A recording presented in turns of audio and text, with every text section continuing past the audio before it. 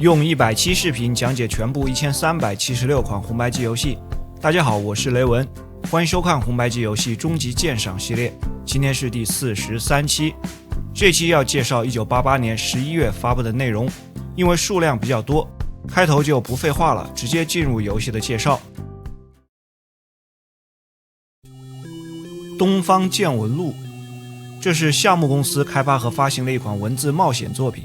夏目社成立于1987年10月，以科乐美的前员工为基础班底。这是该公司开发的首款游戏。可以发现中文名里的文和封面上的文两个字不一样。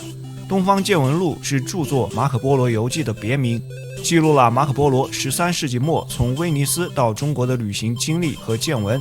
封面上的东方见闻录是本作中的主角的名字，姓东方见，名字叫文录。本作被官方定义成了一部新浪潮迷幻冒险作品，实际上算是疯狂荒诞的黑色喜剧。故事情节基于马可波罗游记，进行了大量的无厘头魔改。文录是东南亚大学历史与工程学院旅行学系的4年级学生，他通过丝绸之路上的素粒子来研究时空旅行。为了写毕业论文，他制造了时间机器，穿越回1275年和马可波罗相遇，两人一起踏上丝绸之路的旅程。系统上还是传统的文字冒险的风格，屏幕分成了3个部分，左上是场景画面，右上是指令栏，下方显示信息和对话。文字指令除了常规的查看、拿取、移动、谈话这些，还有切换。游戏里需要经常手动切换文录和马可波罗两个人，有时两个角色还会分开，分别在不同的地点发生事件。另外还有一个殴打的指令，基本上从头到尾都能用，你可以尝试将它施加到游戏里的每个人物身上，这也让暴力推进剧情成了一个特色。除了对话叙述故事，本作还有一个旁白，会带有感情色彩的进行讲述，并参加一些无厘头的行为，还能阻止文录随意打人。故事分成5个章节，每章都是沿着丝绸之路到达不同的国家，也是完全不同的主题。第5章从黑色幽默变得严肃，两人来到元朝大都觐见忽必烈之后，随元朝军队远征日本。如果对这段历史有些了解的朋友应该知道，元朝军队远征因为受到了海上的台风影响，舰队受损，2次都无功而返。日本人将台风当成了神灵的护佑，因此称为神风。后来2战时期神风特工队名字的寓意也来源于此。在游戏里，由于舰队航行时间有偏差，没有等到海上的神风，文录担心日本被占领，手动遥控时光机，却招来了神风特工队将舰队消灭，还打死了马可波罗。最后主角作为时间罪犯被永久地困在了一个叫做时间住宅区的地方。这是一个标准的写点游戏，故事的发展没有任何的逻辑可言，完全的无厘头，还有很多粗口、暴力和恶趣味的内容。本身的冒险解谜倒是没有什么特别的，不能以常规的方式来进行评判。个人评价3颗星。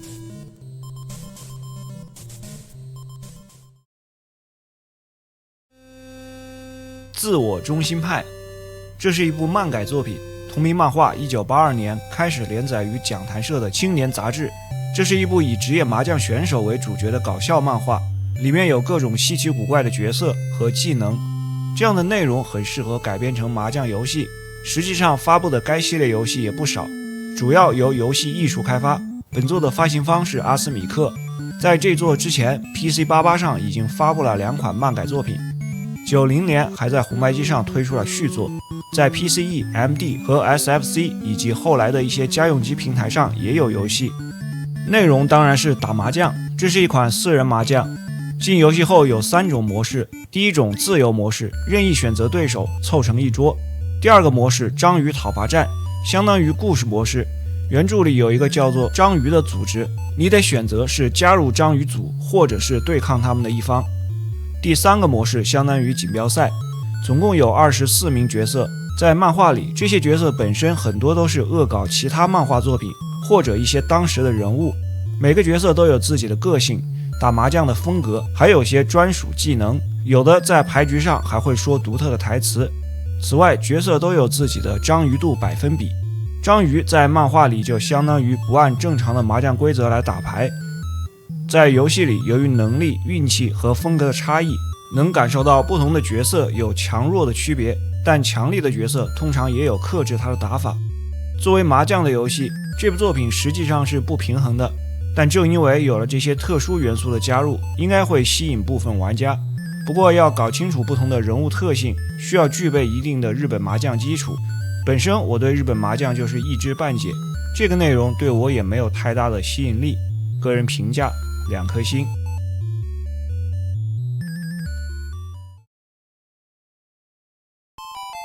西游记世界，杰里可发布的一款动作作品，虽然用的是西游记的主题，但实际上却是1987年世嘉发布的街机游戏《神奇小子怪物世界》的换皮移植版本。神奇小子系列是韦斯顿开发的，世嘉只拥有角色的所有权，而游戏内容的所有权归属于韦斯顿。因此，神奇小子当时经常以各种换皮的形式登陆到其他的平台。FC 上的高桥名人冒险岛就是第一部神奇小子的换皮。这部街机的原版是系列的第2部。除了红白机的这款《西游记世界》，还有个比较有名的换皮版本是 PCE 的首发游戏《比卡鲁曼世界》，或者翻译成《圣魔大战》。因为角色全部更换，本作的故事换成了为拯救被抓走的三藏法师，孙悟空向牛魔王发起了挑战。系统和街机的原版差不多，横版的形式，场景里的房子很多可以进入。一开始找佛祖对话，获得一把短剑作为武器。还有的房子是购买装备道具的房间，或者提供信息和特殊的物品，亦或是 BOSS 的房间。消灭敌人会掉落金钱，场景里的一些地点也隐藏着金钱，花钱能购买一些更强的装备。整个的游戏里，鞋子有4种，增加移动力和跳跃力；盾牌也有4种，防御正面的远程攻击；铠甲有5种，减少敌人的伤害。总共有11个关卡，击败第2、5、7、8关的特殊 BOSS， 获得更强的攻击武器。前面的几种都是不同的剑，最后的武器是如意棒。特殊的 BOSS 算是额外附送的。每个关卡本身都有单独的 BOSS， 消灭后掉落的是钱。此外还有几种魔法攻击物品，也能在商店购买，包括龙之玉、火焰石、风神扇和雷神骨。人物的生命值是会随着时间减少的，每过一段时间就会失去一点生命。通过获得沙漏道具能重置时间。其他还有些临时增益的道具，可以消灭掉敌人掉落，或者在商店购买，像短暂的无敌、攻击或防御翻倍、生命回复。基于原版的框架，游戏的素质不会太差。红白机的版本动作部分和关卡的设计做得还行，增加了不少隐藏金钱的位置。在前面，孙悟空一直拿着剑，另一只手还架着盾牌，有些出戏。个人评价3颗星。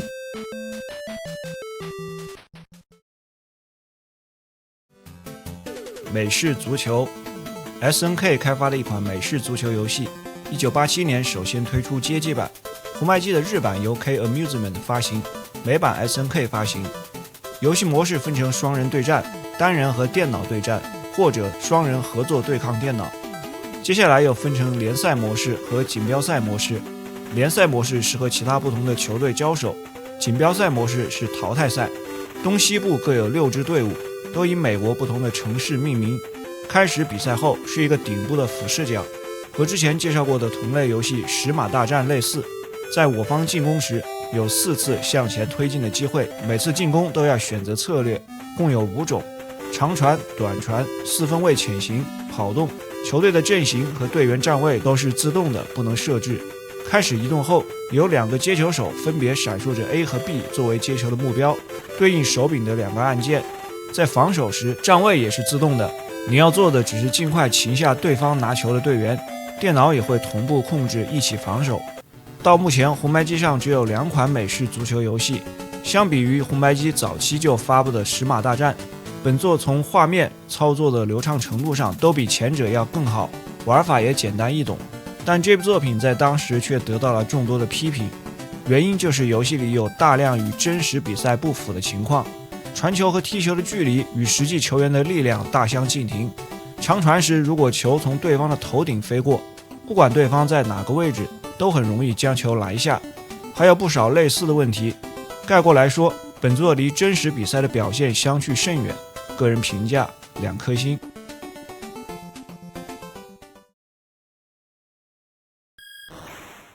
武士之剑，卡普空在磁碟机上发布的文字冒险作品，这也是他们第一部该类型的游戏。从最近的这几期介绍当中可以看出，文字冒险结合 RPG 战斗的这类形式时不时的都会出现。采用这样的方式更多的是为了体验一个故事，而不是单纯的解谜。本作也是如此，游戏将奇幻的魔法和科幻的机械相结合，形成了当时看来独特的世界观。不知道是很久以前还是在遥远的未来，黑暗祭司索伦想要将世界笼罩在黑暗当中，与其战斗的光之巫师只剩下了一个人。一名年轻的战士向索伦发起挑战，但却被压倒性的力量击败。这时一个神秘的声音告诉他，在世界的某个地方隐藏着净化黑暗的传奇武器武士之剑。于是主角再次出发，与光明巫师的后裔萨利亚一起寻找传说中的武器。游戏从主角和索伦的战斗开始，之后出现在妖精森林。文字冒险传统的形式，左边显示场景的图片，右边是各种指令选项，底部显示对话和信息。首先要找到萨利亚，按照红白机的表现来说，萨利亚在游戏内的图形算是看得出来和封面以及说明书上的例会是同一个人。在之后的战斗部分也是指令操作，这时除了常规的攻击和逃跑的选项，还专门有一个萨利亚的选项，能让他使用魔法。法术的数量并不多，总共有6种，攻击魔法只有一个闪电球，其他都是辅助型的，像是照亮黑暗、减速、嗜睡这些。战斗还有一个特点，需要把它当成和文字冒险部分一样来判断选项，而不仅仅是盲目的战斗，因为会影响到最终的结局。故事分成4个章节，从一开始的森林，经过洞窟的战斗，来到叹息的荒野，从一个将死之人那里得到一把损坏的剑，遇到大贤者之后，萨利亚被绑架，主角追击到科学城，最后到暗之神殿打倒索伦。游戏的流程并不长，和当时很多冒险游戏一样，经常要重复选择同一个指令。涉及到坏结局的部分，很多都缺少提示。另外如前面提到的，更偏重于故事的叙述，解谜相对弱化，整体上是一部安全的作品。个人评价3颗星。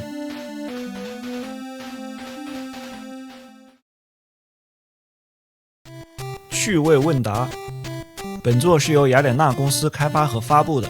这家公司成立于1987年7月，在2013年宣布破产。发布游戏的数量不是特别多，其中大部分又是麻将游戏，没有太知名的作品。这是一款问答类型的游戏，可以1到4人同时游玩，超过2个人时要外接一个多人的适配器。这个外设之前的节目里也有提到，开始设置玩家的人数和问题的级别，总共有4种游戏模式，都是进行抢答。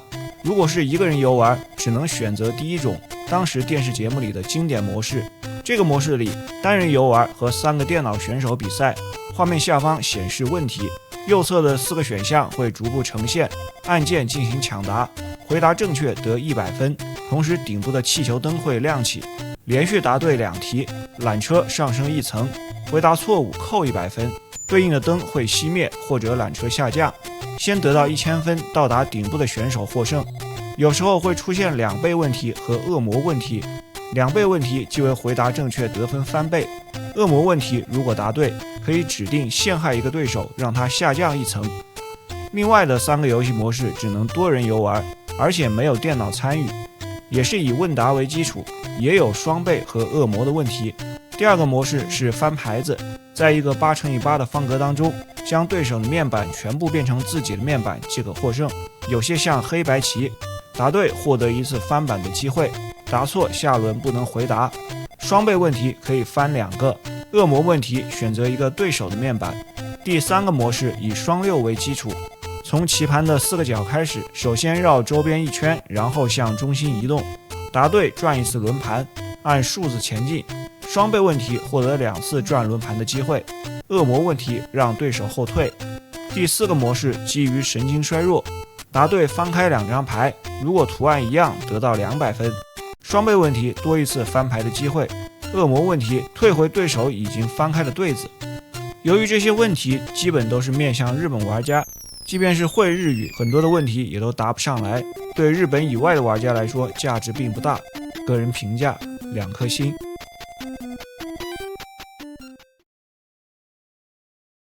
备受物语由 Birthday 开发，南梦宫发行的一款 RPG 作品。Birthday 这家公司在游戏开发上主要负责剧本、角色的设计，基本不从事游戏程序的开发。此外，他们还做集换式的卡牌。本作是初代作品，该系列的续作后来主要是哈德森发行。当年随卡带发售的还有一张游戏的世界地图，一个泪之秘书的信封和4个主角的小玩偶。泪之秘书上写着，在遇见隐藏于岛上的老人之前，一定不要打开它。里面实际上是最后地牢的地图。在一个叫做希尔多拉多的世界，这里生活着被称为贝兽的生物，他们都背着贝壳生活在这里。暗黑大魔王再次复活，主角瑞奇是一个持有火之贝壳的男孩，他要集结另外3个贝兽同伴，汇聚火、水、土和大气这4种贝壳的力量，击败大魔王。初看之下，场景、对话框和菜单的设计风格都很像勇者斗恶龙，但稍微深入之后能发现它独特的地方。4个主角一开始处于世界的4个角，可以在这4个角色之间任意切换。菜单栏最后一项有一个 pass 的指令，用它来切换角色。短暂的练级之后，可以让角色汇合，顺序和队伍的组合完全由自己决定，因此有相当的自由度。2个角色见面后，对话指令里会多一个选项，用它将角色加入队伍。在战斗的部分，每次先选择战斗还是逃跑，逃跑的成功率很低。开始战斗后，我方角色也会出现在画面中，攻击时人物还有动作。敌人到了濒死的状态，表情和贴图会变化，他的攻击力也会减弱。除了普通的攻击指令，还有使用魔法、物品、防御和使用特殊的技能。根据组队的方式不同，还能使用特殊的组合魔法。4个角色都有各自的特点。持有火之贝壳的瑞奇攻击力高，自己不会魔法，但可以根据队友不同使用不同的组合魔法。大气贝壳的酷皮擅长使用各种回复魔法，攻击力比较弱。水之贝壳的宝音兼顾攻击和法术，还能使用传送魔法。土之贝壳的巴布擅长攻击魔法，还能使用逃脱技能。到了游戏的中期，会有不少根据局部的地图寻找重要物品的部分，很多地方要坐船才能到达。有一种是2个人乘坐的船，这时要将队伍拆分成2组合。这样的设计应该也是鼓励玩家尝试不同的组队。到后期会有4人的大船，在连接各个大陆的通道里，有一个叫做恶魔陷阱的小游戏。在8×8的方格上，主角和敌方的角色交替移动，每次每人只能移动1格。当我方角色与敌方碰撞时，变成1v1的战斗。这部作品有着很多超前的设计，角色切换、组队、自由探索，放在当时显得很独特。RPG 讲故事的部分也不差，童话般的世界观和角色的构建相当不错。战斗时的画面很生动，但 bug 比较多，有些是严重影响游戏内容的。攻击魔法的威力永远无法超过普通的攻击，这是一个程序上的错误，导致主要靠魔法的2个角色很弱。而且大部分组合魔法也是攻击魔法。说明书上写着不同的魔法对海陆空属性的怪物有不同的克制效果，但实际上完全没有体现。当试图离开一些城镇时，可能会突然落入到通往最终地牢的恶魔陷阱，而且这个 bug 有可能反复发生。还有一些数值设定上的问题，如逃跑的成功率低，与怪物战斗时哪一方先攻击完全是随机的。这些问题降低了本作的上限，使它没法成为一个顶级的经典作品。个人评价4颗星。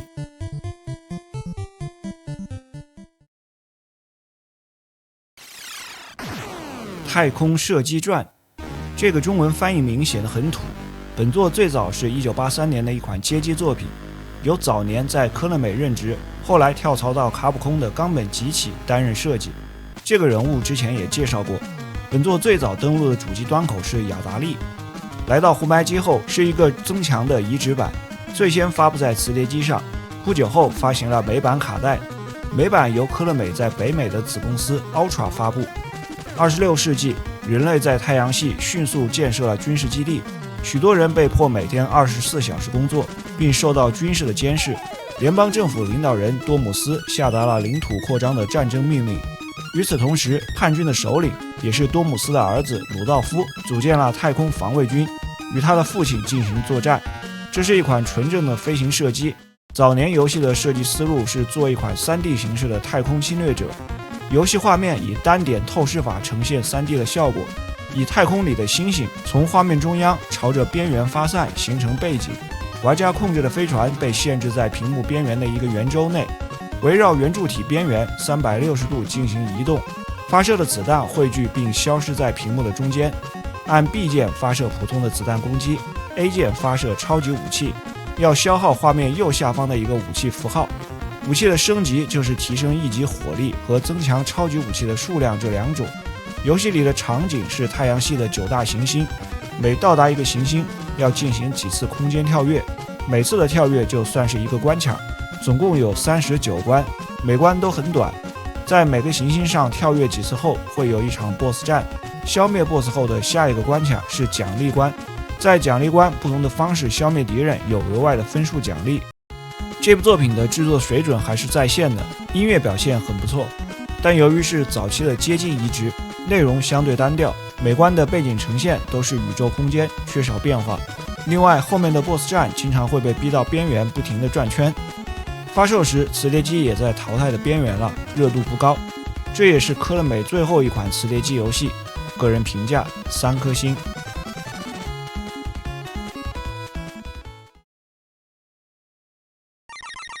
博青哥 GP， 这是 Data East 在磁碟机上发布的一款博青哥游戏，也是红白机上的第3款该类型的游戏。这种类型和麻将一样，后发布的作品如果想要让喜欢该类型的玩家购买，就得多少有点翻新的花样。本作有2种模式，大奖赛模式和练习模式。在大奖赛模式当中，参加在日本8个不同的城市举行的博青哥比赛，在每个城市的博青哥游戏厅完成画面中给出的一系列挑战内容，例如在规定的时间内获得一定数量的球，总数达到一定数量等等，可以调整射出弹珠的力度。在后面几轮比赛里，画面右侧第2个方格图案可以查看该机台每个局部位置钢钉的分布和细节，不满意的话可以用右侧第3个方格图案切换机台。通常一个城市内都会有好几轮挑战，全部完成后前往下个城市。在练习模式里，可以调整钢钉的位置，或者自由设定一些条件进行练习，观察钢珠掉落的规律。不知道这样的钢钉模拟是否能真的提高现实中赌博的技术。本身博青哥类的游戏在日本以外就没有多少受众，本作也不是这个类型里最好的，个人评价1颗星。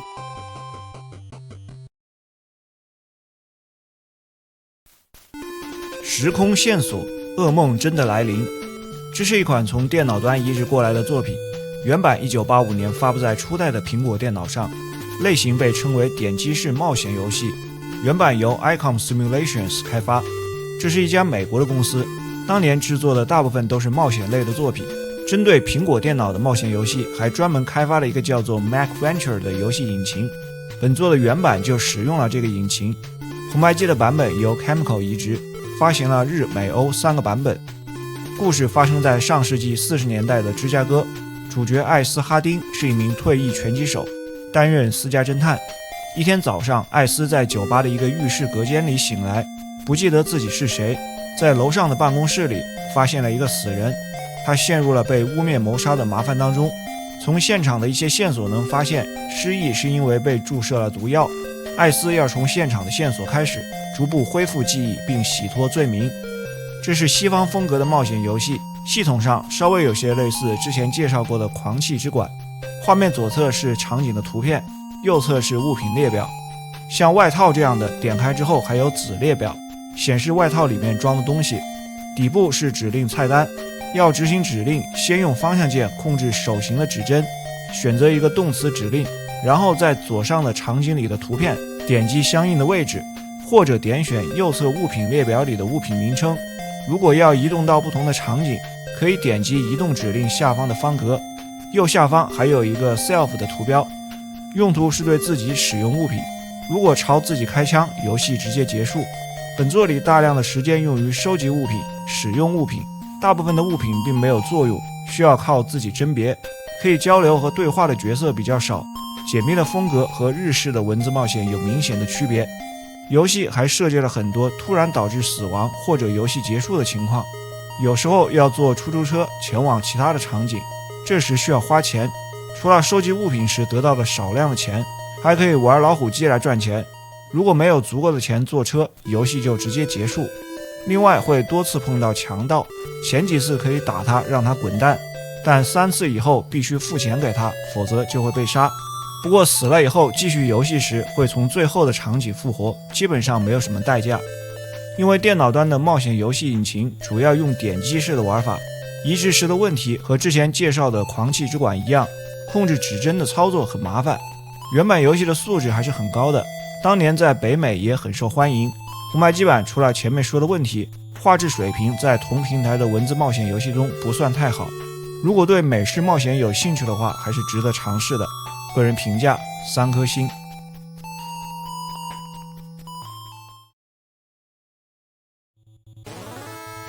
燃烧篮球，这是杰利可燃烧体育系列的又一款作品，以街头篮球为主题，最先发行了日版。日版的原名直译是燃烧吧青年篮球2对2，一年后发行了美版和欧版。NES 版的名字是 Hoops 街头篮球。本作的模式是比较多的，可以单人游戏、双人游戏或者观看模式。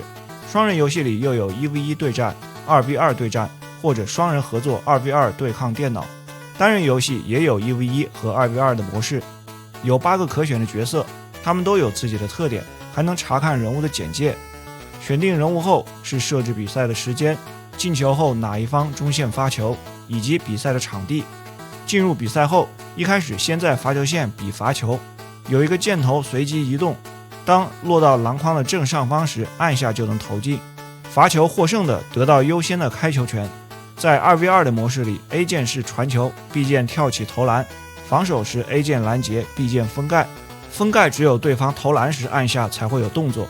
当人物接近篮筐，切换成局部的画面，会出现扣篮的动作。如果这个时候有防守球员，也能进行干扰，有可能将球封盖出去。防守球员和持球队员挨得很近的时候就容易断球，这时持球队员的运球会变慢，也做不了投篮动作。游戏里经常会出现犯规，这个是有些随机性的。 NES 版还多了一个环游世界的投篮模式，也就是定点投篮比赛，双方轮流进行，投进了继续到下一个点位。另外 NES 版的计分方式是在墙面上画刻度，而日版是显示阿拉伯的数字。这款篮球游戏在熟悉了操作和特性之后，就没有太复杂的技巧了。游戏本身不算太差，但也没有什么突出的地方，画面普通，音乐很单调，总体上比之前科乐美的篮球要差上一些。个人评价2星半。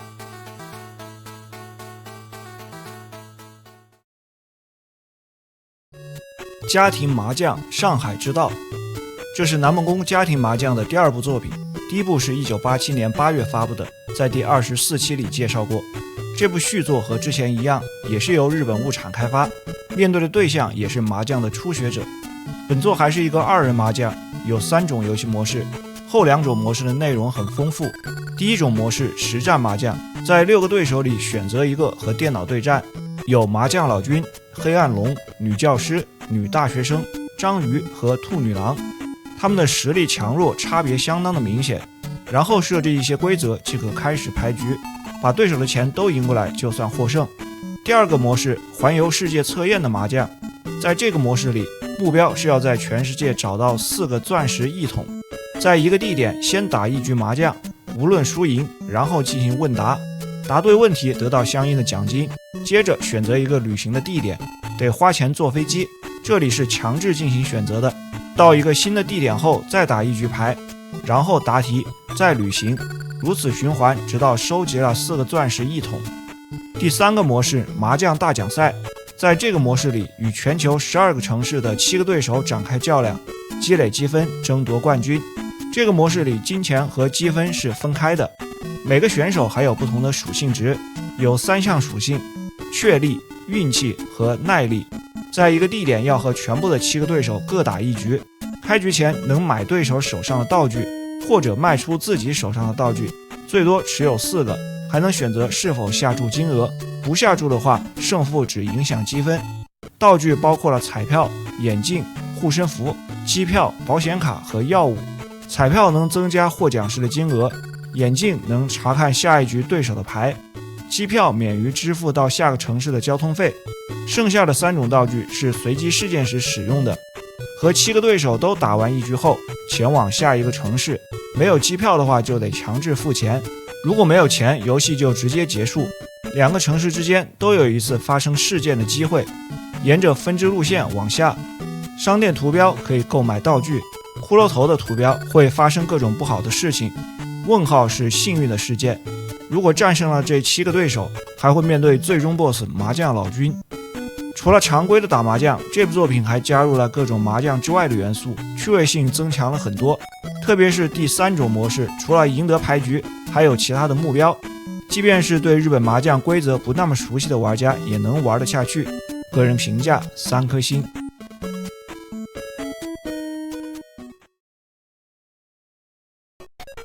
阿5的战国风云儿，泰东发布的一款以日本战国时代为背景的桌面游戏，看名字就知道这部作品里又会出现北野武。这是一款适合多人游玩的作品。开始有2个选项，战国游戏和聚会游戏。聚会游戏是玩小游戏的合集，战国游戏是主要的内容。概括来说，它以日本战国的地图为棋盘，通过扔骰子、走格子的玩法，一开始选择人数，确定姓名和人物图像，再选一个自己的回合播放的音乐和一个幸运数字，最后选一个游戏的模式。共有5种模式，目标和玩法都不一样，分别是日本纵断、士官、大明、统一和商人模式。第一个日本纵断的模式，起点是北海道的王走城，目标是要走到左下方位于九州的武城。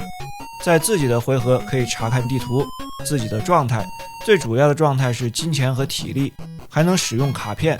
卡片的种类很多，一个人最多同时拥有10张卡片。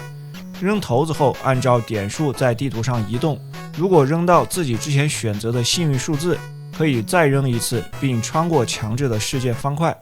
另外，如果扔到的点数变成了一张脸，就能从1到7格中任意选择一个数。地图上最多的是普通的蓝色圆点，一般不会有事情发生，但有很低的概率受伤休息1个回合。2名玩家停在同一个蓝色圆点会触发决斗，获胜的一方拿走对方的1金或者1张卡片。来到方形带有笑脸的点，北野武会出现，随机触发一些事件。其他特殊的地形或者场景会造成强制停止和特殊的事件，像沼泽、河流、检查站、战场，还有像茶屋、神社、港口、厅、城池等等有多样化的事件内容，有些也会触发小游戏。问号可以简单的理解为随机的场景。最后到达武城还得和北野武打高尔夫，必须一杆进洞。另外的几种玩法模式最终的目标不一样，一些场景的事件和小游戏也会随之变化。士官模式要从太田城出发，先拿到北野武的介绍信，再去想要任职的城成为武士。大明模式可以接着士官模式继续游玩，听从主命提升地位，或者下课上的方式成为大明。统一模式可以接着大明模式继续游玩，占领各地的城池完成统一。最后商人模式就是比谁赚的钱多。如果只想玩小游戏，就选择开始界面的聚会游戏，直接游玩不同的小游戏，高尔夫、渡河、地狱之门、剑术等等。这部作品完全通关后，或者用一些秘技，会有福利画面，感兴趣的朋友可以自己尝试，这里不宜展示。游戏本身的内容相当丰富，卡片系统比桃太郎电铁还要早，但因为各种内容太多，导致规则过于复杂，很难一下全部理解。对于主打聚会的桌面游戏来说太难上手，而且没有保存功能，需要输入隐藏的命令才能单人和电脑对战，而且难度很大。除了第一种纵断模式，后面的几种模式还需要相当的策略，属于小众才能精通。游戏还有很多当时的艺人模仿和下流梗，大部分日本以外的玩家可能很难坚持深入下去。个人评价3颗星。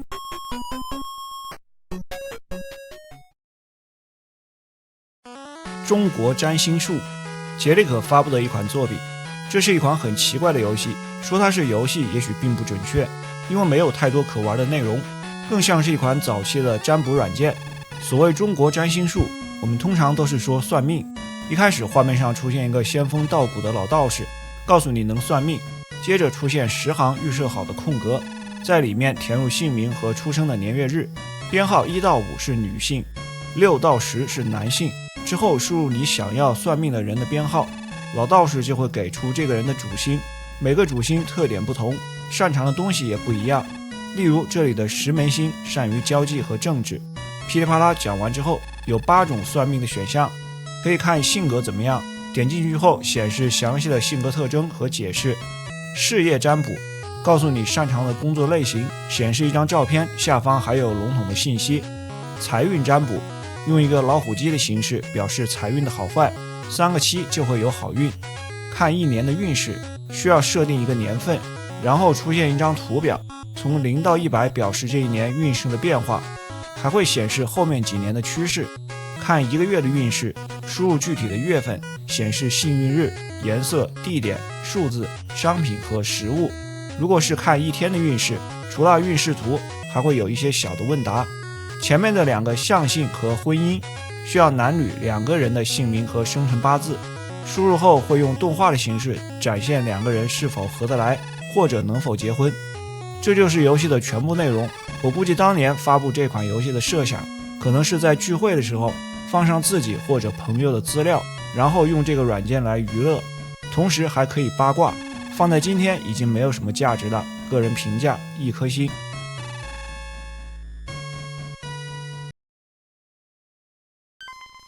侦探团魔灵组，这是一部根据当年富士电视台的少年喜剧侦探连续剧改编的游戏。在第34期节目里介绍过一款侦探团霸恶怒组，也是根据少年侦探剧改编的。这2部电视剧是同一个系列，霸恶怒组是1987年播出，而这里的魔灵组是88年播出的。连续剧的故事套路都差不多。魔灵组的电视剧讲述了江南小学5年级的5名好友发现了一艘德式潜艇，在那里他们组建了名为恶魔邻居的侦探小组，主要的目标是追踪大怪盗刺户魔。游戏大体上来说是一个冒险的类型。一开始收到怪盗的留言，显示下午4点是他出现的时间。来到大地图上，最终的目标是要找到并抓住怪盗。在俯视角的场景控制侦探团的成员，一次控制1个人，可以在成员之间切换。每个人初始拥有的道具稍有区别，还可以在完整的缩略图上进行查看。缩略图上的红点标注了角色的位置，还显示一些特殊的地标，方便后面对话进行判断。左上角显示当前的时间，从早上9点开始，这时还没有到怪盗出现的时间。先和地图上其他的居民对话，获得线索，以了解怪盗出现的位置，调出底部的指令并选择对话。这里的设计相当糟糕，经常会捕捉不到人物，有些居民可能是怪盗的追随者，他们会干扰玩家的行动。被抓住的孩子会站在原地不动，必须要其他的人过来解救。差不多到时间，怪盗出现，他会伪装成普通的居民，必须先通过对话把他找出来，之后他会到处跑。由于控制了几个角色速度都很慢，不可能直接追上怪盗，只能通过切换角色将他逼到角落。需要注意，怪盗离开了屏幕后会变回居民的伪装，如果到晚上9点还没有抓住他，就会失败。总共有4张不同的地图，都按照以上的模式进行，全部通过后还有一场最终的对决 BOSS 战。这部作品的玩法并不复杂，本作最大的问题和万代的其他某些游戏一样，就是完成度太低。游戏里大部分的时间要用于调查，但不管是探索、对话还是使用物品都没有太大的意义，这使得本身就不丰富的内容显得更加糟糕。缓慢的移动很让人头疼，加上粗糙的设计随处可见，想要玩下去会相当的煎熬。个人评价1星半。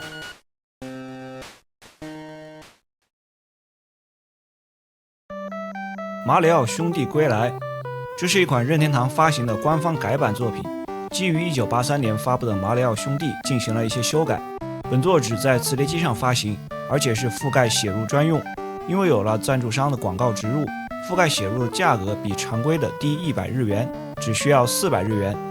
赞助商是一家叫做永谷园的老牌食品公司，把马里奥咖喱和茶泡饭海苔这2个产品放到游戏里进行宣传，因此游戏里穿插了一些广告动画和新增的原创音乐。开始能选择原版模式和永谷园世界模式，原版模式的玩法和老版本一样，但不管是哪个模式，游戏里的画面都有变化。主要是敌方角色的图形和动作都更接近街机版。如果是玩永古猿世界模式，开始的广告画面有所不同。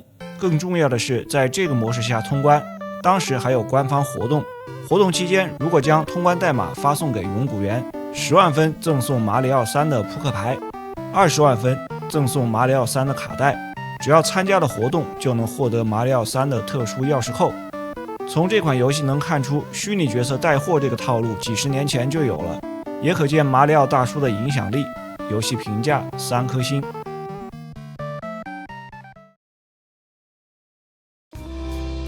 好了，本期的内容比较多，到此88年11月的游戏就介绍完了。如果您喜欢，还请多多支持这个系列，感谢您的收看，咱们下期再见。